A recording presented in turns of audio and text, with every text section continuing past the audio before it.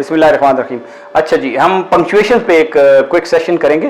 Punctuation पे एक हम बात कर चुके हैं जब हमने डायरेक्ट इनडायरेक्ट किया था कि सेमीकोलन और सेमीकोलन के अंदर कॉमा आएगा या एक्सक्लेमेशन मार्क या क्वेश्चन मार्क। इसमें हम 4 चीजें करेंगे, कॉमा, एपोस्ट्रोफी, कॉलन और सेमीकोलन, और इनके मेजर इस्तेमाल, इनके और वैरायटी ऑफ इस्तेमाल हैं, लेकिन आप कह लें कि जो मेजर इस्तेमाल है वो होना चाहिए। इसमें आप एक एक्रोनिम याद रखें, FANBOYS, फैन बॉयज। ये वो 7 ऐसे वर्ड्स हैं, फॉर, एंड, नॉर, बट, और, येट, सो, जो क्लॉजेस को आपस में जोड़ते हैं और इनसे पहले कॉमा लाजमी आना चाहिए। मिसाल, the show was over, comma, but none of us wanted to leave. ठीक है, ये क्लॉज है और ये क्लॉज है और इसको बट से नहीं जोड़ा है तो लाजमी कॉमा आना चाहिए। इसी तरह today is Eid day so we are celebrating it. समझ आई? तो इसी तरह नॉर, एंड, फॉर से पहले भी कॉमा आना चाहिए। ओके। अपॉस्ट्रोफी आपको वैसे तो पता ही है, मिसाल के तौर पे आपको अपॉस्ट्रोफी की तो पता है ना, किसी चीज की पोजेशन शो करने के लिए, लेकिन मैंने कुछ टिपिकल चीजें ली हैं जो आपको आनी चाहिए। बस ये तो आम है, लार्किन्स पोइट्री, फाइन, गुड, कॉमा और एस। अगर किसी के नाम के आखिर में एस आए, जैसे जोन्स, तो इसका मतलब ये नहीं कि ये एस नहीं डालना, फिर भी डालना है। समझ आई ना? किसी के नाम के आखिर में एस आए तो कॉमा एस डाल के ही हेयर कट करना, जोन्स हेयर कट ऐसे होगा।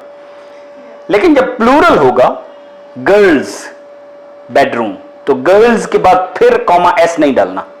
हॉर्सेज स्टेबल, ठीक है ना? समझ आ गई? Horses prices are rising for example, तो हॉर्सेज कॉमा आगे एस नहीं डालना। ठीक हो गया?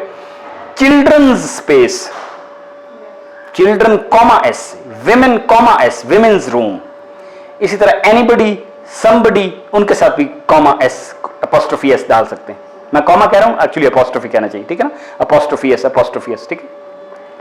1980s म्यूजिक, 1980s ऐसे लिखते हैं। जब सिंपल लिखना हो कि ठीक है this was in the fashion in 1980s, तो उस वक्त तो कुछ नहीं लिखते, 1980 ऐसे आगे लिखते हैं। लेकिन ये कहना हो कि 1980s का म्यूजिक, तो 1980s अपॉस्ट्रोफी म्यूजिक, तो ये अपॉस्ट्रोफी के टिपिकल इस्तेमाल है, यहां पे अक्सर गलतियां होती।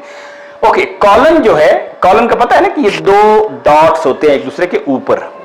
ये हम बहुत कम इस्तेमाल करते हैं आमतौर पे राइटिंग में, लेकिन इस्तेमाल करने का जो मेन यूज है वो ये है कि ये मेन यूज पहले पढ़ते हैं, फिर आप इससे अंदाजा लगा लेंगे। Ali had a successful career working with following teams, following teams, कई टीमों के साथ उसने काम किया सक्सेसफुली। आगे फिर टीमों का नाम है, लाहौराइट्स, चिनाबियंस, रावियंस एंड सिंधी यूनाइटेड। राइट? इसका मतलब यह है कि जहां पे इलिस्ट्रेटिव एग्जांपल्स आएंगी और आगे उन चीजों की लिस्ट आएगी तो उससे पहले कॉलन लगा सकते हैं। ये लिस्ट ऐसे सीधी भी आप लिख सकते थे ना। आपने अगर वो लिस्ट लिखनी है, लिस्ट का हर एलिमेंट कॉमा सेपरेटेड होगा, लेकिन आपको पता होगा कि जब लिस्ट हो और ढेर सारे कॉमास हों तो आखिरी 2 के दरमियान तो एंड लगता है, आखिरी 2 के दरमियान एंड लगता है। यहां पे आखिर में आप कॉमा ये नहीं करते, एंड, ठीक है ना? सेकंड लास्ट और लास्ट के दरमियान एंड डालना होता है। तो ये एक कॉलन का मेन यूज ये है, जो एक आप को यूज अगर आना हो। सेमीकोलन का मेन यूज, सेमीकोलन काफी ट्रिकी है, अगर ना पता हो तो नहीं लगाना चाहिए, बट इसका मेन यूज आप देखें पहले। I work really hard to get a new contract, consequently, comma यहां होना चाहिए, आई हैव बीन प्रोमोटेड। ठीक है, एक पूरी बात कही है और उसके रिजल्ट में consequently I have been promoted, पूरी क्लॉजेस हैं, इंडिपेंडेंट क्लॉजेस है ना पूरी, लेकिन इसका इस पे इफेक्ट है। My alarm fail to go off again, semicolon, subsequently I was late for work. तो इसमें एक तो कॉज इफेक्ट है और दूसरी रिलेटेड इंडिपेंडेंट क्लॉजेस हैं, गोया कि इनको अलहदा भी किया जा सकता था, लेकिन अगर आप अलहदा करने की बजाय इनको जोड़ना चाहते हैं because they are related and cause effect है, तो आप सेमीकोलन से उस तरह कर सकते हैं। तो ये इसका मेजर इस्तेमाल है।